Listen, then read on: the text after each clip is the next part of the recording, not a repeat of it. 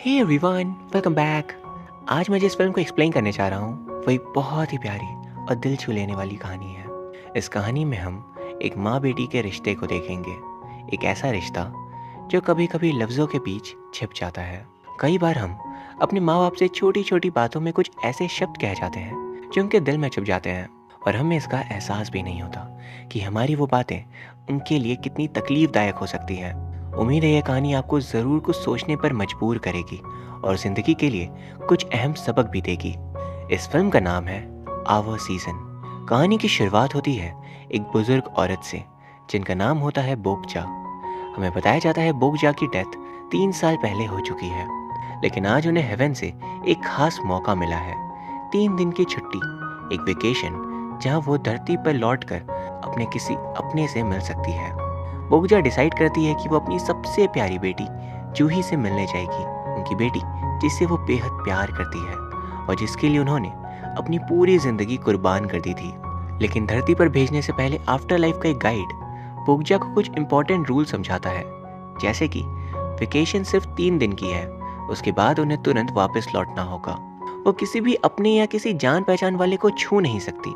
और भी कुछ रूल्स हैं जिनका पालन करना ज़रूरी है। इसके बाद बोगजा अपने गाइड से अपनी बेटी जूही के बारे में बात करती है। वो कहती है कि जूही एक टैलेंटेड और होनहार लड़की है जो अब कैलिफोर्निया अमेरिका में एक प्रोफेसर के रूप में काम करती है। अपनी बेटी पर उन्हें हमेशा से गर्व रहा है। लेकिन जब गाइड अपने मैजिकल मैप में जूही का लोकेशन ट्रैक करता है तो उन्हें एक सरप्राइज मिलता है। मैप में जूही अमेरिका में नहीं बल्कि अपने होम टाउन में दिखाई दे रही थी। दोनों वहां जाते हैं और बोगजा हैरान रह जाती है। जूही अपनी मॉम के छोड़े हुए रेस्टोरेंट को चला रही थी। ये देखकर बोगजा का दिल टूट जाता है। उन्होंने अपनी पूरी जिंदगी मेहनत करके जूही को एक अच्छी लाइफ देने की कोशिश की थी और आज उनकी बेटी ने वो सब कुछ छोड़कर एक छोटी सी गांव की जिंदगी चुन ली है। मिस बोगजा अपनी बेटी जूही से बात करने की कोशिश करती है।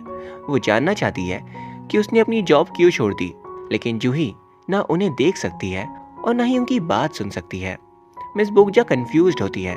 उन्हें कुछ समझ नहीं आ रहा होता क्योंकि जाने के बाद जूही के साथ आखिर ऐसा क्या हुआ। इसी दौरान एक फोन कॉल से उन्हें सच का पता चलता है। जूही ने अपनी जॉब अपनी मर्जी से नहीं छोड़ी थी बल्कि उसे फायर किया गया था। ये सुनकर बोगजा को और भी बड़ा झटका लगता है। उन्हें अपनी बेटी के लिए दिल से बुरा लगता है। वो देखती है कि वो जूही, जिसे उन्होंने कभी घर के काम का प्रेशर नहीं लेने दिया, आज वही लड़की हर छोटा बड़ा काम खुद संभाल रही है। मिस बोगजा हमेशा से चाहती थी कि उनकी बेटी उस तरह की जिंदगी ना जिए जैसी जिंदगी उन्होंने जी थी। इसलिए तो उन्होंने जान लगाकर दिन रात काम करके अपनी बेटी को पढ़ा लिखा कर एक अच्छा फ्यूचर देने की कोशिश की थी।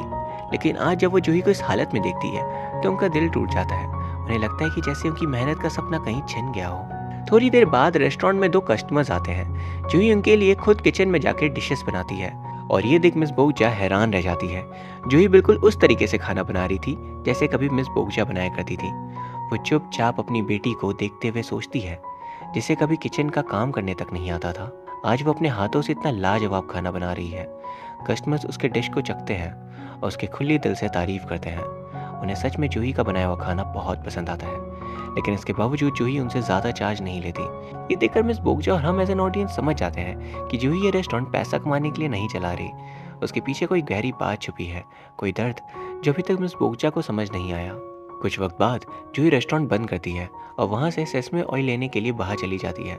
इस दौरान गांव के कुछ बुजुर्ग लोग जूही को देखकर बातें करते हैं। वो कहते हैं इतनी अच्छी जॉब छोड़कर जूही यहाँ क्या कर रही है, जबकि उस रेस्टोरेंट से तो वो कुछ खास कमा भी नहीं रही। उनमें से एक कहता है अगर बोगजा आज जिंदा होती तो उसे जूही को ऐसे देखकर बहुत बुरा लगता। वहीं पास में ही वो खड़ी होती हैं और चुपचाप उनकी बातें सुन रही थी। उनका दिल और भी ज्यादा दुखी हो जाता है। थोड़ी देर बाद जूही अपने स्पेशल सेसमे ऑयल लेने के लिए बूढ़ी आंटी के पास जाती है, जो ना सिर्फ उसकी आंटी है बल्कि मिस बोगजा की एक बहुत ही खास मित्र भी। जूही उनसे ऑयल लेने की बात करती है, लेकिन आंटी मून उसे ऑयल बेचने से साफ मना कर देती है क्योंकि वो भी मिस बोगजा की तरह उसकी भलाई चाहती थी। वो नहीं चाहती थी कि जूही इतना पढ़ लिख कर वापस गाँव आ जाए और यहाँ एक छोटी सी लाइफ जिए। लेकिन जूही किसी तरह उन्हें मना लेती है और ऑयल ले लेती है। ऑयल देते वक्त आंटी मून उसे कहती है अब तुम्हें शादी कर लेनी चाहिए, अपने खुशहाल परिवार बसाना चाहिए। यही बातें सुनकर मिस बोगजा और भी ज़्यादा सोच में पड़ गई थी और फिर हमें एक फ्लैशबैक सीन दिखाया जाता है। मिस बोगजा को याद आता है उस वक्त जब वो जिंदा थी, तब वो बार बार जूही को फ़ोन करती थी, उससे बात करने की कोशिश करती थी। उन्होंने एक बार उसे रिक्वेस्ट भी किया था, एक बार घर आ जाओ, हम दोनों साथ में डिनर करेंगे। लेकिन अब जूही मना कर देती है। वो कहती है मैं बहुत बिजी हूँ। तब उन्हें उनकी अपनी ही बेटी को देख पाना मुश्किल हो गया था। मिस बोगजा घर में अकेली थी और सिर्फ फ़ोन का इंतज़ार करती थी। उन्हें पता था कुछ दिनों में जूही अमेरिका जाने वाली है, लेकिन कब जाएगी इस बात की उन्हें कोई कंफर्मेशन नहीं होती। चाहे तो बोगजा डायरेक्टली जूही से पूछ सकती थी, पर उन्हें पता था आजकल जूही उनसे सीधे मुंह बात तक नहीं करती। इसलिए मजबूरन उन्हें अपनी सिस्टर इन लॉ से पूछना पड़ता है, और तब उन्हें पता चलता है कि नेक्स्ट वीक जूही अमेरिका जा रही है। ये बात सुनकर मिस बोगजा के दिल में और भी ज़्यादा ठेस पहुंचती है। अपनी ही बेटी की ज़िंदगी के इंपॉर्टेंट डिसीजंस के बारे में दूसरों से जान पाना एक माँ के लिए इससे बड़ा दर्द क्या हो सकता है। हमें पता चलता है उन दिनों जूही ने अपनी मॉम को एक बार भी अपना चेहरा नहीं दिखाया था। उनसे मिले बिना वो सीधा अमेरिका के लिए रवाना हो गई थी। जूही ने जाने अनजाने में अपनी मॉम के दिल को काफ़ी बार दुख दिया था, लेकिन फिर भी मिस बोगजा के दिल में अपनी बेटी के लिए कोई शिकायत नहीं थी, क्योंकि जूही में ही उनकी पूरी दुनिया बसती थी। भले ही जूही कभी उन्हें सही से समझ ना पाई हो। अब प्रेजेंट में हम देख पाते हैं कि जूही पूरी तरह से अकेली हो चुकी है। वो हमेशा किसी सोच में डूबी रहती है, जैसे उसके दिल में कुछ ऐसा छुपा है जो उसके अंदर ही अंदर तोड़ रहा है। उसके चेहरे पर उदासी, आंखों में थकान और दिल में एक दर्द साफ नजर आता है। अब रात का वक्त होता है और जूही अपने कमरे में सो रही थी और मिस बोगजा उसके पास बैठी होती है। उसे प्यार भरी नज़र से देखती रहती है। तभी अचानक जूही की नींद टूट जाती है। उसकी सांसें तेज हो जाती है। वो घबराहट में बिना कुछ सोचे, बिना कुछ समझे घर से बाहर भाग जाती है। मिस बोगजा घबरा जाती है। उन्हें समझ नहीं आता कि आखिर हो क्या रहा है। जूही एक खाली जगह पर जाके रुकती है और वहाँ ज़ोर ज़ोर से चिल्लाने लगती है। वो कहती है मुझे माफ़ कर दीजिए मॉम, मेरी गलतियों की वजह से मेरा जीना बहुत मुश्किल हो गया है। हमें समझ आता है कि ये सब सिर्फ एक दिन का नहीं था। हर रात जूही ऐसे ही टूट जाती थी। उसे रातों में नींद नहीं आती थी और दिन के वक्त में उसे चैन नहीं मिलता था। वो अपनी मॉम के बारे में सोच सोच कर अंदर ही अंदर डिप्रेशन का शिकार होती जा रही थी। और फिर हमें दिखाया जाता है कि कुछ समय से जूही एक साइकेट्रिस्ट के पास इलाज भी करवा रही है। दरअसल उसे इस बात का गहरा पछतावा था कि जब उसकी मॉम जिंदा थी तब उसने उनका कभी सही से ख्याल नहीं रखा। हमेशा उनके साथ रूखी रूखी सी बनी रही। कभी खुद उन्हें कॉल करके उनका हाल चाल तक नहीं पूछा, और आज वो उन्हें याद करके टूट चुकी है। अपनी मॉम को बिल्कुल ऐसा अकेला छोड़ दिया था जैसे उनका इस दुनिया में कोई था ही नहीं। बोगजा के जाने के बाद जूही की जिंदगी में खालीपन रह गया, और अब जब बोगजा इस दुनिया में नहीं रही तब जूही का एहसास होता है कि वो उनके साथ कुछ वक्त और बिताना चाहती थी। वो अपनी मॉम के साथ जिंदगी को जीना चाहती थी, उनके साथ नई जगहों की सैर करना चाहती थी, अपनी कमाई से उन्हें अच्छी अच्छी चीज़ें खिलाना चाहती थी। वो खुशी उन्हें देना चाहती थी जिसका उन्हें कभी मौका ही नहीं मिला। अपने साइकेट्रिस्ट से बात करते वक्त जूही एक गहरी बात कहती है। वो कहती है कि जब वो छोटी थी तब उसकी मॉम ने उसे छोड़ दिया था। यहाँ से कहानी फ्लैशबैक में चली जाती है, जब जूही सिर्फ एक छोटी सी लड़की थी। उसके पिता पहले ही गुजर चुके थे। बोगजा ने अकेले ही अपनी बेटी की परवरिश की थी। एक दिन बोगजा अपनी बेटी को अपने भाई के यहाँ छोड़कर शहर जाने का डिसाइड करती है, क्योंकि गाँव में कोई ऐसा काम नहीं था जिससे वो अपनी बेटी को अच्छी ज़िंदगी दे सके। शहर में उन्हें घर में मेड का काम मिला होता है। जाने से पहले वो एक छोटी जूही से कहती है, मैं महीने में 2 बार तुमसे मिलने आऊँगी, इसलिए मुझे ज़्यादा याद मत करना और अच्छे से पढ़ना। वापस प्रेजेंट में जूही अपनी पुरानी दोस्त मिन को लेने स्टेशन जाती है। मिन उसकी हाई स्कूल की दोस्त थी और दोनों कई सालों बाद मिल रहे थे। रास्ते में बातचीत के दौरान पता चलता है कि अब जूही को मैकडॉनल्ड पसंद नहीं, जबकि स्कूल के दिनों में वो उसकी फेवरेट हुआ करती थी। घर पहुंचते ही दोनों देखती हैं कि गांव के कई बुजुर्ग लोग जूही के घर के बाहर इकट्ठे होकर प्रोटेस्ट कर रहे हैं। जैसे गाँव में एक गोल्फ कोर्स बनने वाला था जिसके लिए सभी लोग अपनी ज़मीन देने के लिए तैयार होते हैं, पर जूही अपनी मॉम की यादों से जुड़ा उस घर को बेचने से मना कर देती है। उसका कहना था, ये जगह मेरे लिए सिर्फ एक ज़मीन नहीं है, ये मेरी माँ की निशानी है। लोग उससे नाराज़ हो जाते हैं क्योंकि उनका मानना था कि गोल्फ कोर्स बनने पर उन्हें बहुत छोटी मोटी नौकरी मिल जाएगी। पर जूही सभी को अपने हाथों से खाना खिलाकर बड़े प्यार से और सब्र से समझा देती है। इस दौरान बोगजा वहीं खड़ी होकर सब कुछ देख रही थी। जूही को देखकर उन्हें समझ आता है कि वो पहले से काफ़ी ज़्यादा रिस्पॉन्सिबल हो गई है, लेकिन उनके दिल में इस बात का भी दर्द होता है कि उनकी बेटी अपनी जिंदगी गांव में अकेली रहकर एक तरह से बर्बाद कर रही है। कुछ देर बाद जब मिन और जूही आपस में बात कर रहे होते हैं, उस दौरान बोगजा को ये पता चलता है कि जूही इस तरह अकेली रह रही है क्योंकि वो खुद को पनिश करना चाहती है। जूही अपने गिल्ट को कन्फ्यूज करते हुए कहती है, मैं एक बहुत ही बुरी बेटी थी। जब मेरी मॉम की डेथ हुई तब मैं उनके पास नहीं थी। उन्हें एक अनाथ इंसान की तरह अकेले घर पर रहना पड़ा। उनके आखिरी वक्त में भी मैं उनके साथ नहीं थी। यहाँ से हमें एक फ्लैशबैक सीन दिखाया जाता है, कुछ साल पहले का सीन। उस वक्त जूही अमेरिका में जॉब करती थी। एक दिन उसे कोरिया से कॉल आता है जहाँ उसे बताया जाता है कि उसकी मॉम की डेथ हो गई है। ये सुनकर जूही पूरी तरह से टूट जाती है। इतनी गहरी चोट मिलती है उसे कि आज तक इस दर्द से बाहर नहीं आ पाई थी। बोगजा उसे प्यार भरे अंदाज में समझाती है, इन सब में तुम्हारा कोई दोष नहीं है, खुद को ब्लेम करके खुद को सज़ा मत दो। मेरा वक्त पूरा हो गया था इसलिए मुझे जाना पड़ा, ये तुम्हारा फॉल्ट नहीं था। कुछ टाइम बाद दोनों फ्रेंड एक साथ डंपलिंग बनाना शुरू करते हैं। जूही बिल्कुल उसी तरह बना रही थी जैसे बोगजा बनाया करती थी। और यहीं समय पास्ट का कुछ और सीन दिखाते हैं, जब बोगजा महीने में 2 बार अपना वक्त निकाल कर जूही से मिलने आया करती थी। वो हर बार कुछ ना कुछ लेकर आती थी, कभी खाना, कभी गिफ्ट्स। उन छोटी छोटी चीज़ों से जूही को इतनी खुशी मिलती थी जैसे उसकी पूरी दुनिया इसमें ही बसती हो। इन खाने को देखकर वो चमक उठती थी। वो महीने का सिर्फ 2 दिन जूही के लिए प्राइसलेस होता था। उस वक्त वो अपनी मॉम के साथ वक्त बिता पाती थी, वही उसकी असली खुशी थी। प्रेजेंट में जूही का डम्पलिंग्स बनाना कंप्लीट हो जाता है। हमें पता चलता है कि अपनी मॉम के जैसे डम्पलिंग्स बनाने में उसे काफ़ी टाइम लग गया। उसने 100 से भी ज़्यादा बार डम्पलिंग्स बनाए, लेकिन कभी भी वो टेस्ट नहीं आया जो उसकी मॉम के बनाए हुए डम्पलिंग्स में हुआ करता था। लेकिन आखिरकार उसे वही टेस्ट पा ही लिया। दोनों के बीच बातचीत के दौरान एक और इम्पॉर्टेंट बात सामने आती है।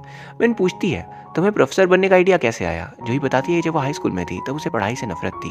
बुक्स खोलते ही उसका सिर दर्द करने लगता था, लेकिन उसने पढ़ाई इसीलिए कंटिन्यू रखी क्योंकि उसकी मॉम हमेशा कहती थी कि पढ़ाई ज़रूरी है। इसके बाद हमें एक फ्लैशबैक सीन दिखाया जाता है। एक दिन स्कूल की छुट्टी के बाद बोगजा अपनी बेटी को अपने साथ ले जाती है शहर के एक घर में, जहाँ वो मेड के रूप में काम करती थी। उस घर के ओनर्स उनके बच्चे कुछ दिनों के लिए वेकेशन पर गए होते हैं, इसलिए बोगजा उस खाली घर में जूही को ले जाती है। वहाँ वो अपनी बेटी के लिए बहुत सारे टेस्टी डिशेस बनाती है और कहती है, आज जितना मर्जी हो सब कुछ खा लो। लेकिन इस दौरान वेकेशन कैंसिल हो जाता है और घर के ओनर उनके बच्चे वापस आ जाते हैं। बच्चे जूही के साथ बैठकर खाना खाना चाहते थे, लेकिन उनके डैड उन पर चिल्लाकर कहते हैं, रूम में जाओ। उस दिन घर का ओनर बोगजा और जूही पर तंज कसता है। वो कहता है, जो भी खाना बनाया है सब खत्म करो, इसे कोई नहीं खाएगा। ये बात जूही के दिल में एक सुई की तरह चुभती है। उसे पहली बार लाइफ में इंसल्ट फील होता है। उस दिन उसे समझ आता है कि सोसाइटी की नज़र में क्या है। उसे कभी अपनी मॉम के काम की कोई शिकायत नहीं थी, लेकिन उस दिन उसने खुद को बहुत छोटा और बेसहारा महसूस किया। उस दिन जूही बिना कुछ कहे घर से निकल जाती है। पीछे पीछे उसकी मॉम भी आती है, लेकिन जूही उनसे एक शब्द नहीं कहती। वो अपनी मॉम की तरफ एक बार भी देखे बिना सीधा बस पकड़कर वापस अपने घर चली आती है। जिस खाने की वजह से उसकी मॉम को लोगों के सामने इतना कुछ सुनना पड़ा, उस खाने को ले जाने के लिए वो मजबूर थी। उस दिन जूही की आंखों से दर्द भरे आंसू निकल जाते हैं। उसे अपने किए पर बहुत बुरा लगता है। मिस बोगजा को भी इस बात से बहुत दुख होता है। वो उस दिन बहुत रोती है। जूही को पढ़ाई से हमेशा नफरत थी, पर उस दिन जो कुछ भी हुआ उसने उसका पूरा सोचने का तरीका ही बदल दिया। उसने ठान लिया कि अब वो ज़िंदगी में कुछ बन के दिखाएगी, और तब से वो जी तोड़ मेहनत करके पढ़ाई में लग गई। अब कहानी वापस प्रेजेंट में आती है। रात का समय होता है। एक कार जूही के घर के सामने रुकती है। घर के अंदर आता है एक आदमी और हमें पता चलता है वो जूही का एक्स बॉयफ्रेंड है। बातचीत के दौरान हमें पता चलता है कि कई साल पहले जब वो दोनों एक दूसरे को डेट कर रहे थे तब उनकी इंगेजमेंट होने वाली थी, लेकिन जूही ने शादी करने से मना कर दिया था। क्यों? क्योंकि लड़के वालों की तरफ से ये कंडीशन रखी गई थी कि शादी में जूही की मॉम की जगह उसके टीचर अंकल और उनकी वाइफ जूही के पेरेंट्स बनकर शादी में शामिल होंगे। और इस बात ने जूही का दिल तोड़ दिया। उसने कहा था, मैं अपनी मॉम के साथ ऐसा कैसे कर सकती हूँ? जिस माँ ने मुझे बड़ा किया, मैं उनका हक उनसे कैसे छीन सकती हूँ? अगर उन्हें अपनी ही बेटी की शादी में आने से मना कर दिया जाए तो फिर वो माँ अपने बुढ़ापे में क्या ख्वाब देखेगी? हर माँ बाप का एक ही तो सपना होता है, अपनी बच्ची को दुल्हन बनाकर विदा करना। मैं अपनी मॉम से उनका ये सब कैसे छीन सकती थी? बोगजा ये सुनकर बहुत गुस्सा आता है। उन्हें जानकर बहुत बुरा लगता है कि उसकी शादी टूटने का कारण भी वही है। वो कहती है, तुम आखिर कब तक मेरी मौत को गिल्ड लेकर ऐसी जीती रहोगी? गुस्से में वो पास के एक डिब्बे को लात मार देती है और इस बार वो डिब्बा उनकी मूवमेंट से सच में मूव होता है। ये देखकर उन्हें लगता है कि अब वो जूही को छू पाएगी। वो तुरंत वहाँ से उठकर जूही के कमरे में जाती है। वो उसे छूने की कोशिश करती है, लेकिन वो उसे छू नहीं पाती। इसका मतलब ये था कि वो सिर्फ आसपास की चीज़ों को छू सकती थी, लेकिन किसी इंसान को नहीं। अगले दिन बोगजा एक रिवर के किनारे चुपचाप बैठी होती है, तभी वहाँ पर गाइड आ जाता है। वो कहता है कि उनके जाने का वक्त हो गया है। उनका वेकेशन ट्रिप यहीं पर ख़त्म होता है। बोगजा कहती है, अभी तो सिर्फ 2 ही रात हुई हैं, अभी भी एक रात बाकी है। गाइड कहता है, हाँ आपने बिल्कुल सही कहा, लेकिन रूल के मुताबिक आपसे पहले ही कहा गया था कि आसपास की किसी भी चीज़ को टच नहीं कर सकती आप। पर पिछली रात आपने एक चीज़ को किक मारा, इस वजह से ये डील यहीं ख़त्म होती है। इसे चाहे आप चाहें या नहीं, आपको जाना पड़ेगा। बोगजा साफ मना कर देती है कि वो अभी नहीं जाएगी। वो उसे दूर भागने लगती है एंड गाइड भी उनके पीछे जाता है। दोनों जाते जाते उस जगह पहुंच जाते हैं जहाँ बोगजा को दफनाया गया था। उन्हें एक बहुत ही खूबसूरत जगह पर दफनाया गया होता है। उस जगह पर सनलाइट आ रही थी और वहाँ से पूरा गांव साफ दिखाई देता है। आज बोगजा का बर्थडे होता है। जूही और मिंजी उस जगह पर उनसे मिलने जाते हैं। वो उनके लिए कुछ फ्रूट्स और शराब की बोतल लेकर आते हैं। जूही मिंजी को बताती है कि जब उसकी मॉम जिंदा थी तब वो हर बार बर्थडे पर उसे कॉल कर विश किया करती थी।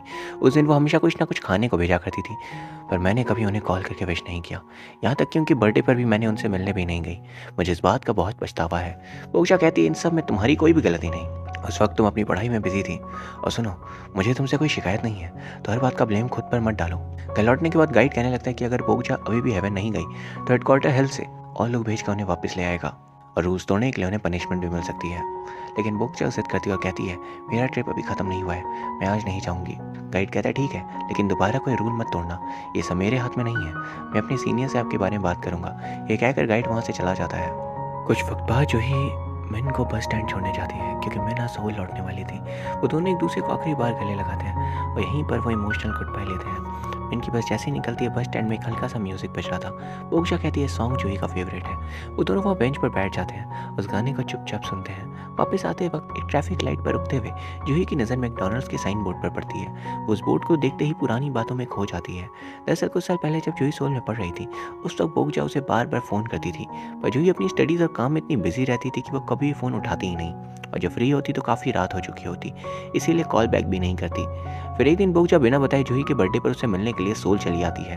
लेकिन जब वो वहाँ पहुँचती है, जूही उन पर बिना वजह बहुत गुस्सा हो जाती है। बोगचा की आंखों में आंसू आ जाते हैं। वो सिर्फ इतना सोचती है, क्या एक माँ अपनी बेटी से मिलने भी नहीं आ सकती? उस दिन बोगचा का दिल पूरी तरह से टूट जाता है। जब भी बोगचा ने जूही को कॉल किया, जूही ने कभी भी रिसीव नहीं किया, ना ही कभी उसने खुद से कॉल किया। और जब आखिरकार बोगचा खुद अपनी बेटी से मिलने आई, उस वक्त वो जितनी खुश थी, वो सारी खुशी पल भर में बिखर गई। उस दिन बोगचा को अंदर से बहुत बुरा लगा। वो कुछ बोले बिना बीच सड़क पर अनजाने लोगों के बीच उदास और टूटी हुई सी आधी रात में चली गई। जूही भी चुपचाप उनके पीछे पीछे जा रही होती है, क्योंकि जो सलूक उसने अपनी माँ के साथ किया था, उस बात का उसे खुद भी अफसोस होता है, लेकिन उसे समझ ही नहीं आता कि वह ऐसा क्यों करती है। बोगचा टहलते टहलते एक मैकडॉनल्ड रेस्टोरेंट तक पहुंचती है। यह उनकी ज़िंदगी की पहली बार थी जब वो किसी इतनी महंगी जगह आई हो। वो वहां जाके एक आइसक्रीम ऑर्डर करती है। इसी दौरान बोगचा वहाँ की एक वेट्रेस से कहकर जूही को एक मैसेज सेंड करवाती है कि वो सेफली बस में चढ़ गई है, जबकि असल में वो अभी भी सोल में ही थी। जूही दूर से अपनी मॉम को देखती है और उसका दिल टूट जाता है।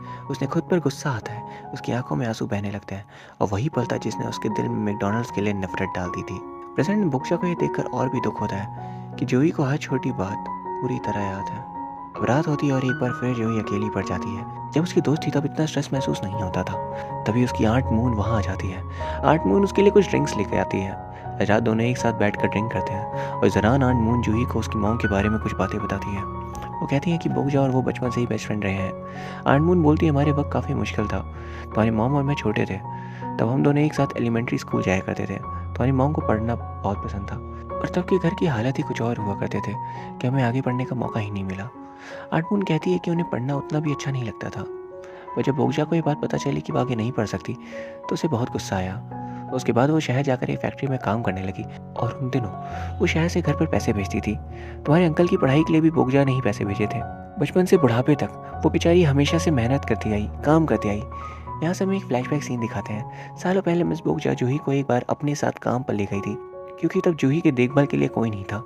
वो जिस जगह काम करती थी, उस लेडी ने जूही को देखकर उसे प्यार से कुछ पैसे दिए थे। मिस बोगचा वहाँ बहुत मेहनत करती थी, पर एक दिन गलती से वो इस लेडी का एक्सपेंसिव कपड़ा किसी और कपड़े से हाथ धो देती है, जिस वजह से उस क्लोथ पर स्टेन्स आ जाते हैं। लेडी उनसे कहती है कि धोने से पहले एक बार पूछ तो लेती तो अच्छा रहता, लेकिन वो लेडी एक अच्छी इंसान थी, इसलिए वो उनकी मेहनत के हिसाब से कभी कभी एक्स्ट्रा पैसे भी देती थी। इस मंथ भी वो जब सैलरी उसे देती है तो मिस बोगचा पैसे लेने से मना कर देती है, क्योंकि उनकी वजह से उनका महंगा ड्रेस खराब हो गया था। वो उसकी भरपाई करना चाहती थी, इसलिए वो अपनी मंथ की सैलरी कटवाने की बात करती है, पर लेडी कहती है कि कोई बात नहीं, आखिर गलती इंसान से ही होती है।